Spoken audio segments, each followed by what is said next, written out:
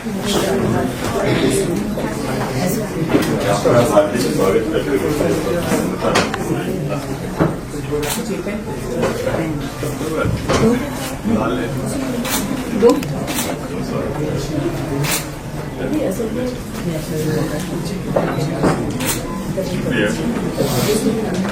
मैं अभी आमंत्रित करती हूँ धनंजय सर को, और परिचय के उनके कोई मोहताज नहीं है। मैं अपना समय काटते हुए सीधे उनको आमंत्रित करती हूँ कि वे आएँ और अपने विचारों से इस मंच को समृद्ध करें। आदरणीय धनंजय सर। मैं परिचय कराता हूँ धनंजय जी का, क्योंकि मैं समझता हूँ कि हम सबको जानना चाहिए कि हम किस व्यक्तित्व को मिल रहे हैं। और बहुत संक्षेप में मैं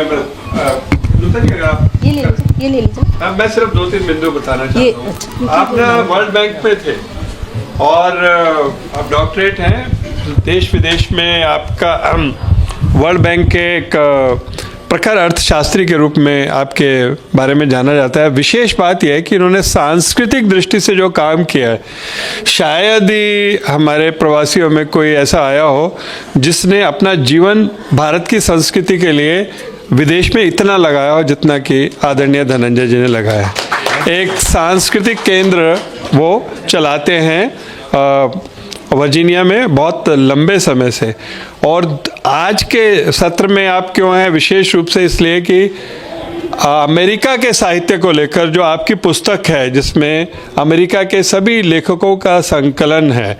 मैं जब ब्रिटेन में था तो अमेरिका के साहित्य को मैं तभी पाया जब मैंने धनंजय जी द्वारा संपादित पुस्तक पढ़ी थी।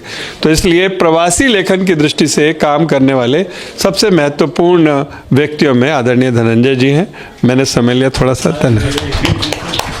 सर, मैंने आपकी पुस्तक का इस्तेमाल भी किया है। अच्छा, मंच पर विराजमान सभी को नमन। आप सभी उपस्थित इस सभागार में नमस्ते।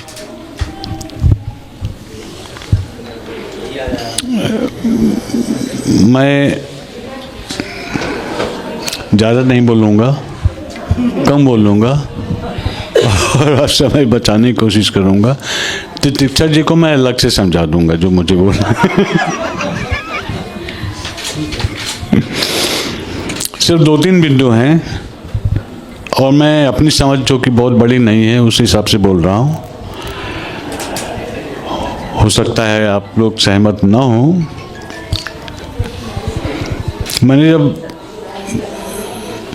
प्रवासी भारतीयों का इतिहास देखा 200-250 साल पहले, उस समय प्रवासी साहित्य था लगभग 100 साल तक। उसके बाद भी भारत की स्वतंत्रता, आज़ादी की लड़ाई के बारे में पत्रिकाएं आती थी, पत्र आते थे, ये सब आता था। उसके बाद शुरुआती जो माइग्रेशन हुआ बाद में लगभग 70-80 साल पहले, उस वक़्त प्रवासी साहित्य था। प्रवासी साहित्यकार भी थे, प्रवासी साहित्य भी था। भावुकता थी, यादें थी, तुलसी, नाना नानी, बच्चे, धरती, खुशबू, माटी, ये सब था। वो एक साहित्य का एक अंश। उसके बाद विषय वस्तु, विचार क्षेत्र बढ़ता गया। कई टॉपिक्स उसमें आए, सिर्फ इस देश के नहीं बल्कि ग्लोबलाइजेशन के बारे में और संस्कृतियों का मिलाप। तो मुझे लगा कि ये प्रवासी नहीं है, साहित्यकार प्रवासी है। तो मैं प्रवासी साहित्य को न समझता हूँ, न जानता हूँ, न मानता हूँ। अच्छा साहित्य मानता हूँ, कई अच्छे साहित्य हैं। साहित्यकार कहीं से कहीं जाए, अगर आज के अमेरिका के राष्ट्रपति यहाँ पे आके कुछ कहें और बोलें तो वो क्या प्रवासी होगा अगर यहाँ के बारे में बोल रहे हैं। इसी तरह प्रवासी साहित्यकार कहीं भी जाएं, अगर उनकी दृष्टि उस तरह की है तो वो गहराई से देखेंगे, सीमित नहीं करेंगे। तो पहला बिंदु मेरा ये है कि मेरी समझ से प्रवासी साहित्य नहीं होता, प्रवासी साहित्यकार हो सकता है, साहित्य केवल साहित्य होता है।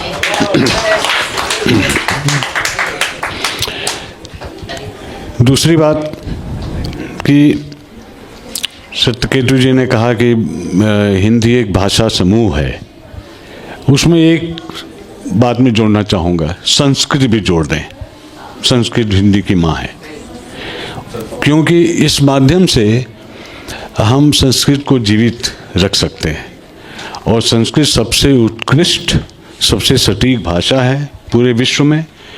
उसमें लाखों करोड़ों शब्द हैं और शब्द बनाए जा सकते हैं।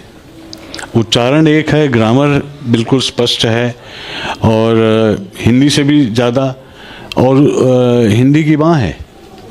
तो अगर संस्कृत को हम उसमें जोड़े रखें, मैं तो संस्कृत के शब्दों का इस्तेमाल कभी कभी कर देता हूँ, बच्चों के साथ ज़्यादा करता हूँ, क्योंकि वो पूछते हैं इसका अर्थ और मुझे बताना अच्छा लगता है। तो दूसरी बात ये है कि संस्कृत को हम ना भूलें। तीसरी बात कि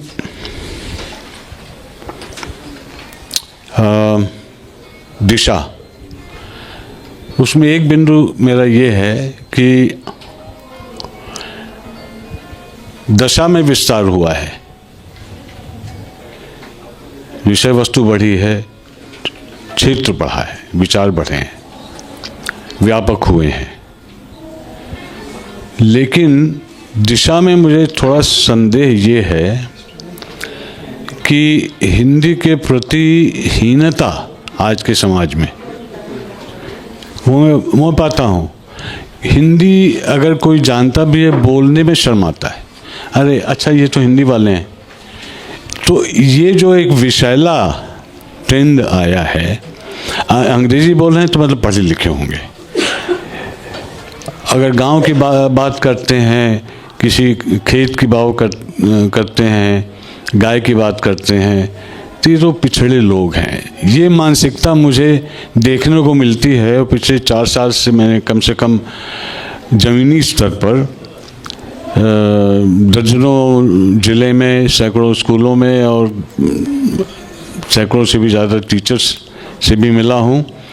और क्या पढ़ाते हैं, किस तरह पढ़ाते हैं, उसमें मुझे एक चौथी कमी लगी कि भारत की ज्ञान परंपरा, जिसको मैं सबसे उत्कृष्ट मानता हूँ शोध के बाद, वो धीरे धीरे लुप्त होती जा रही है। वो कहते हैं वो पुराने थे, पुराने लोग थे, हम तो नए हैं, हमारी टेक्नोलॉजी है। तो मैंने इस पर थोड़ा विचार किया कि लोगों के अंदर मानसिक मन केंद्रित नहीं हो पाता, चीज़ों को समझने में देर लगती है तो उसको भूल जाना चाहते हैं। और शिक्षा प्रणाली में भी ये जो टेक्नोलॉजी, ICT, कम्युनिकेशन और ये सब टेक्नोलॉजी की कक्षा आप टेलीविज़न देख, शिक्षा आप टेलीविज़न से करें, और सबके शरीर में बदलाव होने लगा है। कोई भी कहीं पार्क में भी बैठा हो, पेड़ पौधे घास को नहीं देखेगा, कभी मोबाइल को देखेगा। तो कुछ मैंने उदाहरण दिए, और भी बहुत से मैं बोल सकता हूँ, लेकिन समय बचाऊंगा। तो ये जो टेक्नोलॉजी का कहते हैं इन्वेजन, आक्रमण हुआ है और इसको मान्यता मिली है।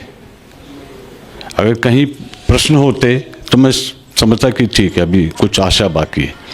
कोई प्रश्न नहीं होता कि ऐसा क्यों हो रहा है। तो जो ज्ञान परंपरा का मूल बिंदु है, ज्ञान की त्रिमूर्ति, एक होता है ज्ञान, एक होता है ज्ञाता और एक होता है ज्ञान की पद्धति। तो उसमें ज्ञान पे हम ध्यान देते हैं, ज्ञाता कौन है, कौन सीख रहा है, कौन जान रहा है, कौन बोल रहा है, वो भुला दिया गया है। उसकी जगह टेक्नोलॉजी आ गई है। और पद्धति जो है उसकी ज़रूरत ही नहीं है, क्योंकि अगर हमने बता दिया उतना ही काफ़ी है। तो हमें थोड़ी गहराई से इस पर विचार करना चाहिए, और जितना हम अपने आप को खुला दिल रख पाएँ और जहर को भी पहचाने, अमृत को भी पहचाने। असल में हम जो है थोड़ा पगला से गए हैं और वो भविष्य के लिए ठीक नहीं है, क्योंकि अगर हम दुनिया के बहुत बड़े विद्वान, वैज्ञानिक, चिंतक, दार्शनिक, उनकी बातों को और साथ साथ भारत के उपनिषदों में, भारत की कहानियों में, वेदों में, संहिताओं में जो कुछ है उसका अंश मात्र भी अगर हम अपना लें तो आज के मानसिक और इंटेलेक्चुअल स्तर से बहुत ऊपर है वो, और उसी को हम भूल रहे हैं। तो ये 2-3 बातें थीं, तो मैं समय बचाऊंगा और आप लोगों से बात चलती रहेगी अगले 2-3 दिन। धन्यवाद।